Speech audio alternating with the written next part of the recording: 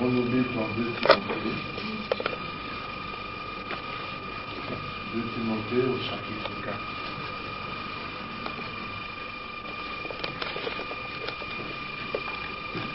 À partir du verset 1. Je t'en conjure devant Dieu et devant Jésus-Christ, qui doit juger les vivants et les morts, et au nom de son avènement et de son royaume, prêche la parole, insiste en toute occasion, favorable ou non, reprend, censure, exhorte avec toute douceur et en instruisant, car il viendra un temps où les hommes ne supporteront pas la saine doctrine, mais ayant la démangeaison d'entendre des choses agréables, ils se donneront une foule de docteurs selon leurs propres désirs, détourneront l'oreille de la vérité et se tourneront vers les femmes. Prions le Seigneur. Bien-aimé Seigneur, ce qui est demandé de prêcher dans ces derniers jours, ce n'est pas la parole d'une église ou la parole d'un homme, mais il est demandé au prédicateur d'apporter la parole de Dieu. Et la parole de Dieu, nous savons que dans 2 Timothée, au chapitre 3, il nous est dit, verset 14 au verset 16, « Toi, demeure dans les choses que tu as apprises et reconnues certaines, sachant de qui tu les as apprises. Dès ton enfance, tu connais les 5 lettres qui peuvent te rendre sage à salut par la foi en Jésus-Christ.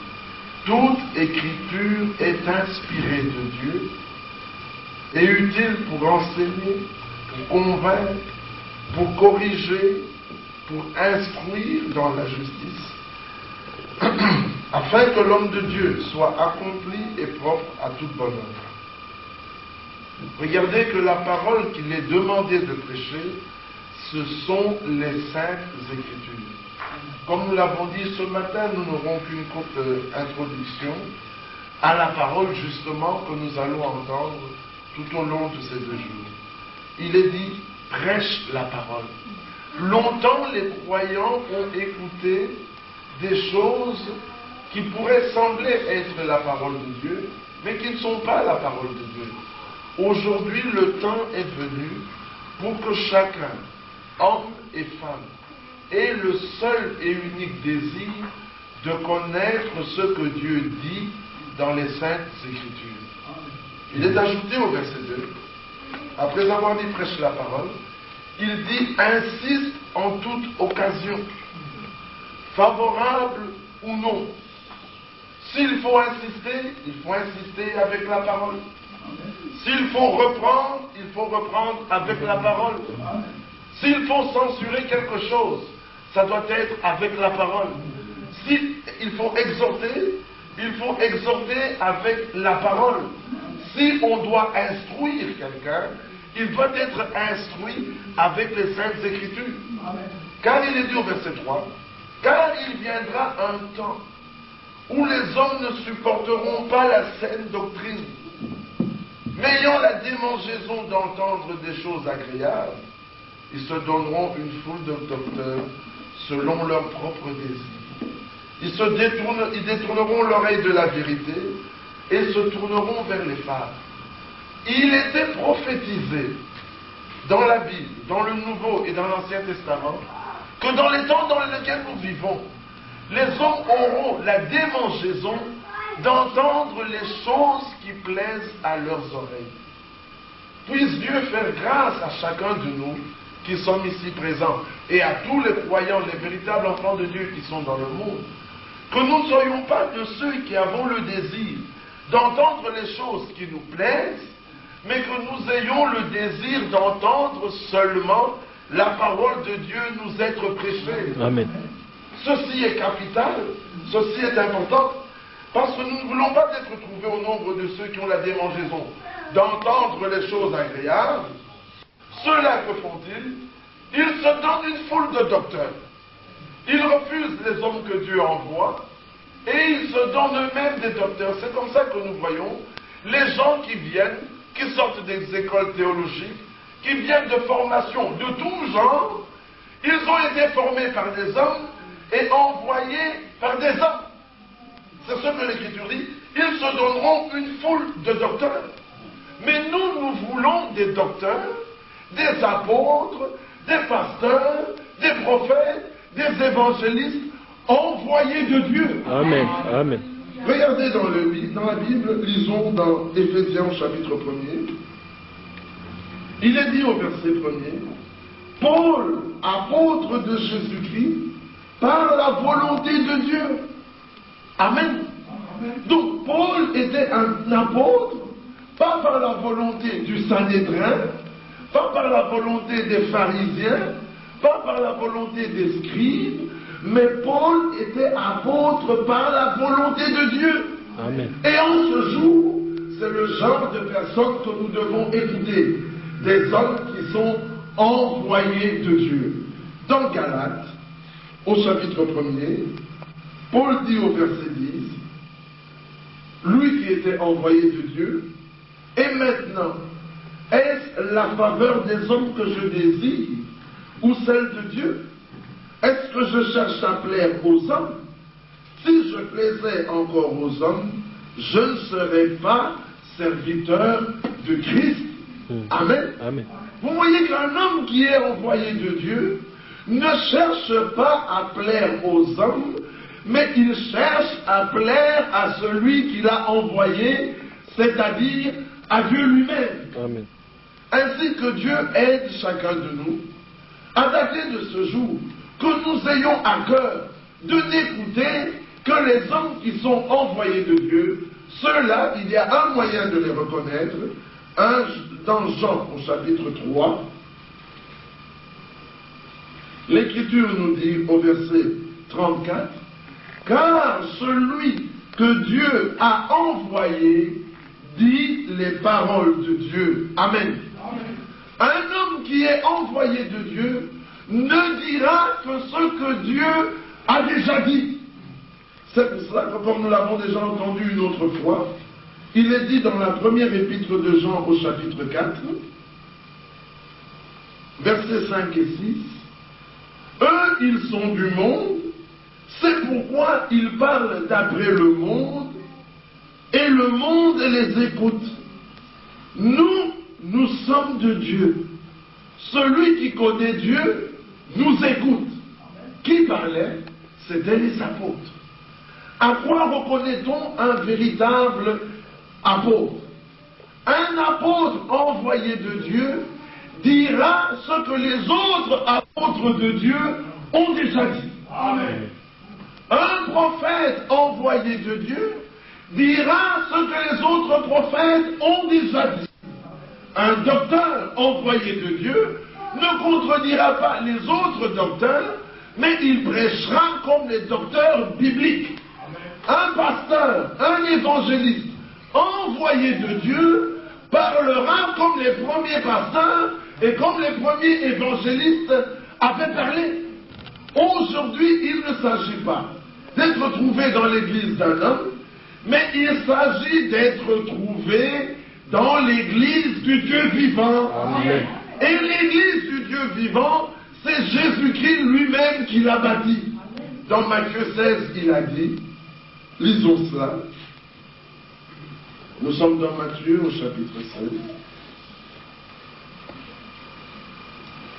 16. Jésus leur dit, verset 15, « Et vous, leur dit-il, qui dites-vous que je suis? » Simon-Pierre répondit, « Tu es le Christ, le Fils du Dieu vivant. » Jésus, reprenant la parole, lui dit, « Tu es heureux, Simon, fils de Jonas, car ce ne sont pas la chair et le sang qui t'ont révélé cela, mais c'est mon Père qui est dans les cieux. Et moi je te dis que tu es Pierre, et que sur ce roc de la révélation de qui Jésus est, je bâtirai mon église, et que les portes du séjour des morts ne prévaudront point contre elle. » L'église dans laquelle nous devons être trouvés, c'est l'église que Jésus-Christ bâtit lui-même. Il n'a pas dit Pierre va bâtir mon église, il n'a pas dit Paul bâtit mon église, il a dit je bâtirai mon église. Amen. Voilà l'église dans laquelle mon frère et dans laquelle ma soeur, tu dois être trouvé. Et dans cette église-là, on ne prêche que la parole.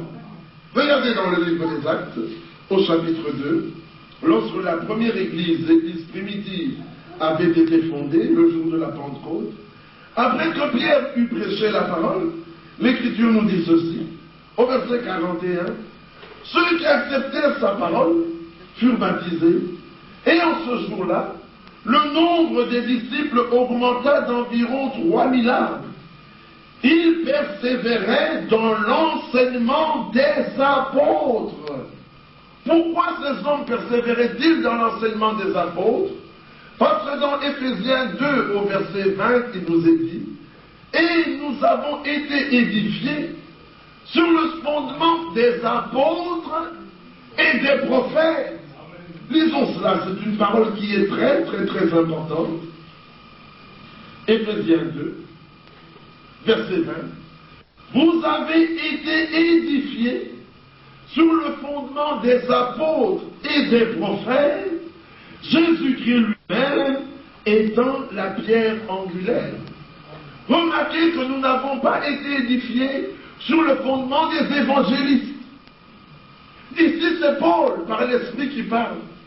Nous n'avons pas été édifiés sur le fondement des pasteurs. Nous sommes édifiés sur le fondement des apôtres et des prophètes. Nous ne sommes pas édifiés sur le fondement d'un apôtre, ni sur le fondement d'un prophète, mais sur le fondement des apôtres et des prophètes. Amen.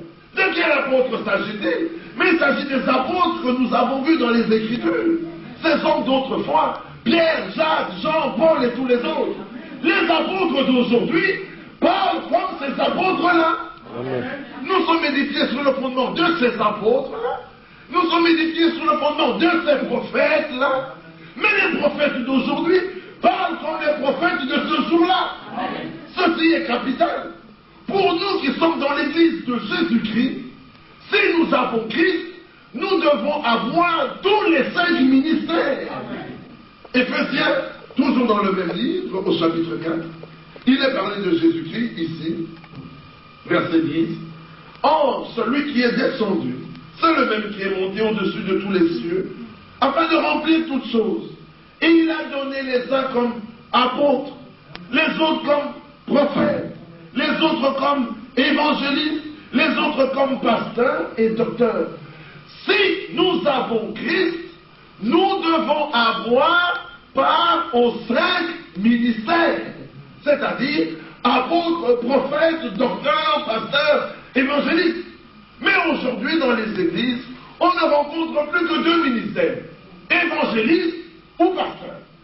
Quand on entend parler des apôtres, les gens disent « Ah, mais qu'est-ce que vous voulez encore nous raconter ?» On leur parle des prophètes, ils disent « Ah, qu'est-ce que vous voulez dire ?» On leur parle des docteurs, ils disent « Non, non, non, non, non, c'est terminé. » Jésus-Christ est le même hier, aujourd'hui, éternellement. S'il a eu autrefois des apôtres, des prophètes, des pasteurs, des docteurs et des évangélistes, aujourd'hui, il envoie encore des apôtres, des prophètes, des docteurs, des pasteurs et des évangélistes. Amen. Et il est important pour nous qui sommes de l'église de Jésus-Christ d'être édifiés sur le fondement des apôtres et des prophètes. Amen. Ceci est capital. Sinon, qu'est-ce que nous allons voir? Des croyants déformés qui sont incapables de croire tout ce que disent les Écritures. Aujourd'hui, les hommes ne croient que ce que disent leurs pasteurs. Les hommes ne croient que ce que disent un grand évangéliste. Non, mes bien-aimés frères, Jésus-Christ n'a pas changé. Tout homme envoyé de Dieu a eu toujours le même réflexe, c'est qu'il apporte au peuple le ainsi dit le Seigneur.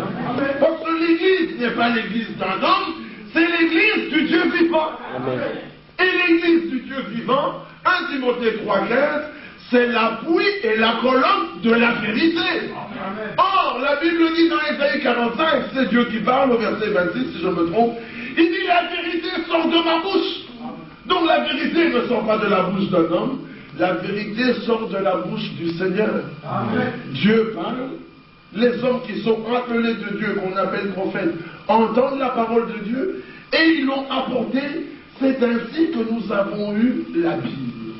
Jean-Baptiste n'a pas été le dernier prophète, comme Paul n'a pas été le dernier apôtre, comme Pierre n'était pas le dernier pasteur, comme Paul n'était pas le dernier Timothée, le dernier évangéliste. Après Paul, il y a eu des apôtres et il y a encore des apôtres. Après Paul, après Jean-Baptiste, il y a eu des prophètes et il y aura encore des prophètes parce que Dieu ne change pas.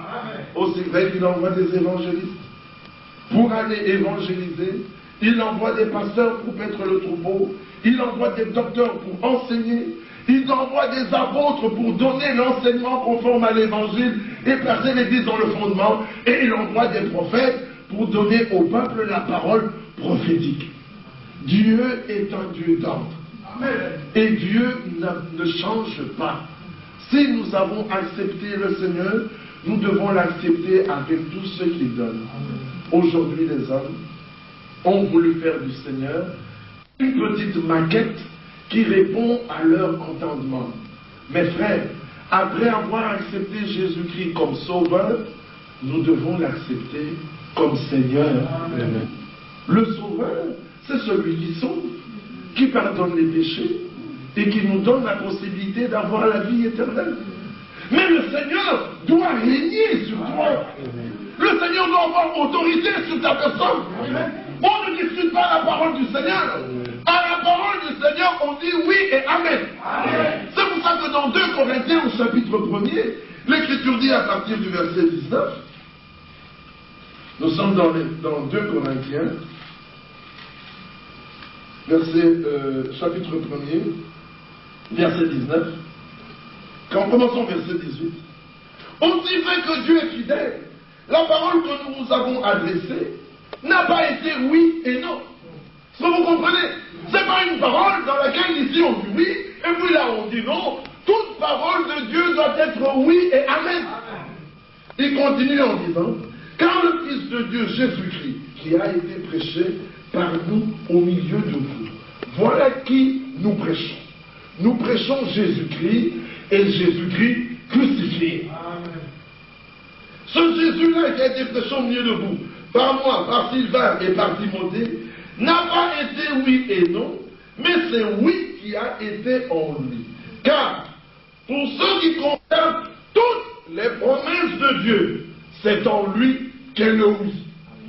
Le oui est en Jésus. C'est pourquoi encore l'amen par lui, mais est prononcé par nous, à la gloire de Dieu. C'est en lui qu'est le oui. On ne trouve pas le oui en dehors de Jésus-Christ. Mais encore une fois, l'amen non plus n'est pas en dehors de Jésus-Christ. C'est-à-dire l'accomplissement. L'accomplissement c'est en Christ, mais au travers de son peuple. Amen. Voilà pourquoi nous prêchons Christ crucifié. Qui est Jésus-Christ? C'est Dieu lui-même venu dans la chair pour mourir pour nos péchés. Ça, c'est le Sauveur. Mais ensuite, il se présente à nous comme Seigneur. Alors à ce moment-là, toute parole de Jésus, notre Seigneur, doit être oui et amen. C'est ainsi que mon frère, c'est ainsi que ma soeur, l'accès à l'enlèvement, parce qu'ici nous sommes partis de 2 Timothée 4, où il nous est dit, oh, si, je t'en conjure, si tu prêches l'avènement de Christ et son royaume, si tu veux prêcher autre chose, ça c'est ton problème. Mais si tu veux prêcher l'avènement, ou si tu attends le retour de Jésus-Christ, et tu veux prendre part à l'enlèvement, et aller dans le royaume, alors là l'Écriture est dit, prêche la parole. Voilà. Insiste en toute occasion, favorable ou non. Que cela semble être difficile aux hommes, ou pas, notre devoir est de dire ce que Dieu dit. De toutes les manières, de tout temps, les hommes n'ont pas accepté ce que Dieu dit. Les hommes n'ont jamais accepté ce que Dieu dit. Les hommes ont toujours été contre ce que Dieu dit. Et le Seigneur Jésus nous a dit, si moi, l'arbre vert, on me traite de cette manière, mais vous, le bois sec, que fera-t-on de vous? Le disciple n'est pas plus grand que son maître. S'ils ont haï le maître, ils haïront le disciple aussi. Oh, mais c'est facile de croire en un Jésus qui est apparu il y a 2000 ans. Un Jésus qu'on n'a jamais vu.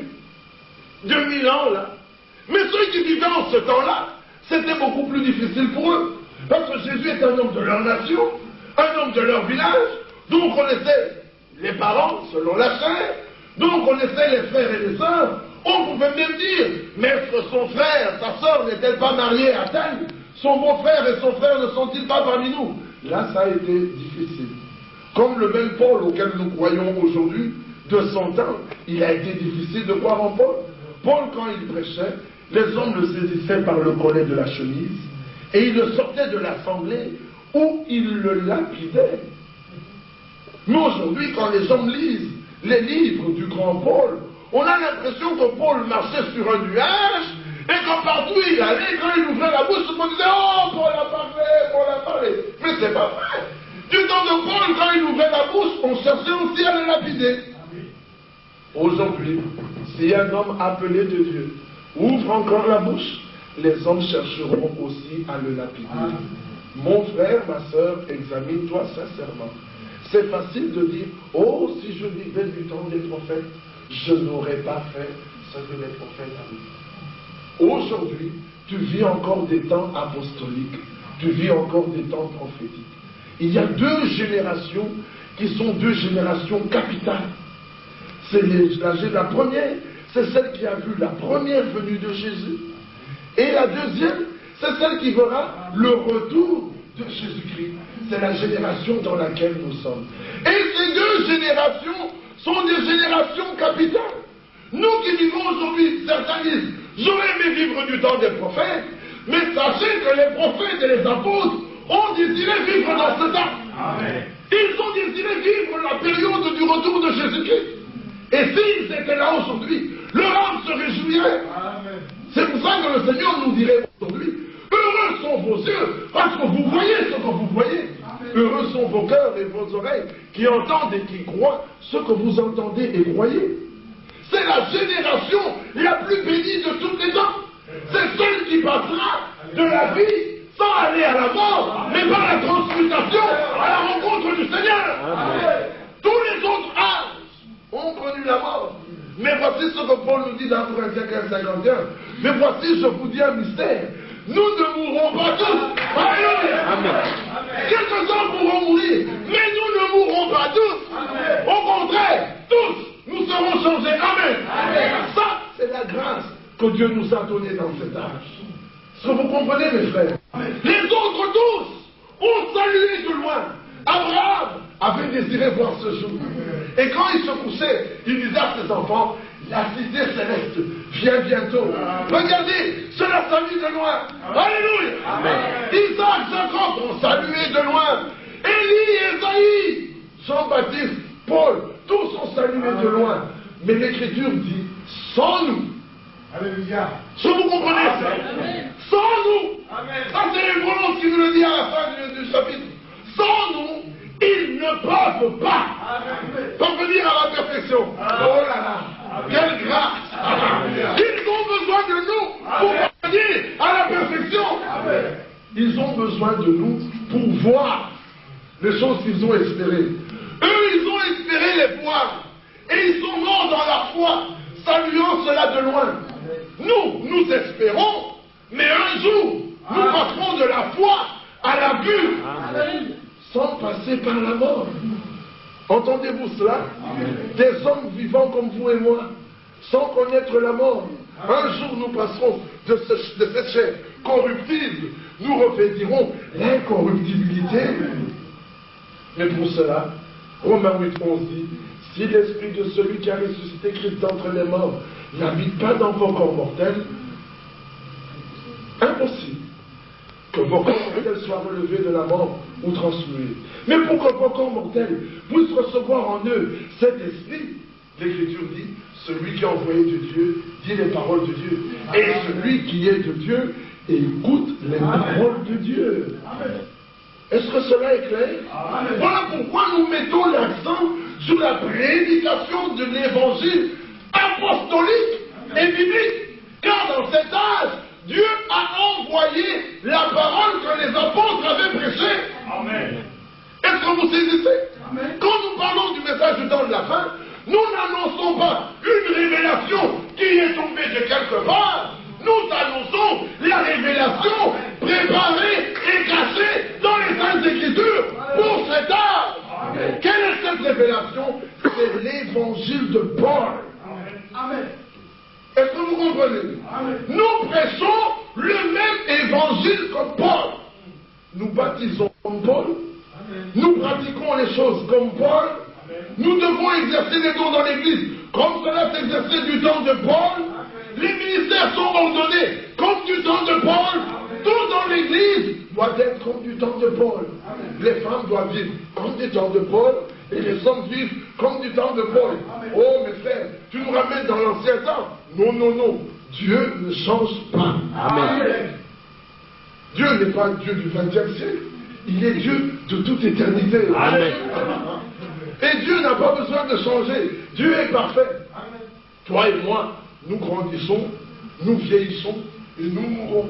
Et chaque jour nous apprenons. Mais Dieu, il n'a ni commencement, il n'a pas de fin. Quand il a regardé l'humanité, il a dit, mon peuple se meurt, je viendrai moi-même et je le sauverai. Et pour nous sauver, il a pris un corps semblable au tien. Quelle grâce! Le Dieu de toute éternité, qui n'a jamais connu le péché, il est devenu péché pour toi. Ce grand Dieu a pris un corps semblable au tien pour prendre ta place. Parce que toi, tu étais condamné à mourir à cause de ta naissance naturelle.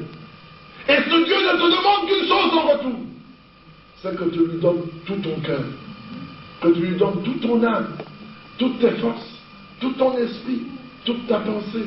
Il n'y a rien de plus difficile que ça. Qu'est-ce que 40 ans, 50 ans, 60 ans, 70 ans de plaisir dans ce monde comparé à l'éternité dans la présence de Dieu? Ce sont des choses qui ne sont pas comparables. Est-ce que vous comprenez ça? Un homme qui a bien saisi que l'éternité lui est offerte dans la présence de Dieu, il ne mettra pas sa force, il ne perdra pas son temps à discuter sur des petits points inutiles. Est-ce qu'on peut faire ceci ou ne pouvons pas faire cela? Tel évangéliste a dit, on n'a pas besoin de ce que dit un évangéliste, on n'a pas besoin de ce que dit un homme, nous avons besoin de ce que Dieu dit. Amen. Appartenez à celui qui est mort pour vous à la croix. Amen. Aucune église n'est morte pour vous. Aucun prédicateur n'est mort pour vous. Aucun envoyé n'est mort pour vous. Celui qui est mort pour vous, c'est le Seigneur Dieu lui-même. C'est à celui-là que nous devons appartenir. Mais mon frère, quelle honte pour toi, quelle honte pour moi, si nous sommes prêts à prendre la parole d'un homme et la mettre à la place de la parole de Dieu. Alors, nous comparons Dieu à un homme. Or, Dieu s'est écrié, qui est comparable à moi? Amen. Qui est mon égal? Présentez-le-moi afin que je le voie. Alléluia! Amen. Le Dieu que nous avons, c'est un Dieu qui lance des défis. Tout homme au monde, s'il dit, qui est comparable à moi? Même s'il est champion du monde, le lendemain on le lance. Il essaie de récupérer sa couronne, puis un jour il vieillit, il ne la récupérera plus jamais. Mais le Dieu que nous aimons, c'est le Dieu de l'impossible. Lui dit, mettez-moi à l'épreuve.